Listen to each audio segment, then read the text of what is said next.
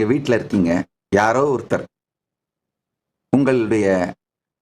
உங்களுக்கு கடன் கொடுத்தவரோ இல்ல தேவையில்லாத விருந்தாளியோ, நீங்கள் பார்க்க விரும்பாத ஒரு நபர் வந்து கதவை தட்டினார்னா, உங்க குழந்தைய அனுப்பி போய் அப்பா வீட்டில் இல்லைன்னு சொல்லிட்டு வா அப்படின்னு சொல்லி அனுப்புவீங்க. அந்த குழந்தை போய் அப்படியே அப்பா வீட்டில் இல்லைன்னு சொல்ல சொன்னார் அப்படின்னு சொல்லும் பார்த்தீங்களா? அந்த குழந்தையினுடைய நிலையில்தான் நான் இருக்கின்றேன். என்ன சில நேரத்துல அப்பா வீட்டில் இல்லை அப்படிங்கிறத சத்தமாகவும் அப்படின்னு சொல்ல சொன்னார் அப்படிங்கிறத சைலண்ட் மோட்லையும் சொல்லிடுவேன்.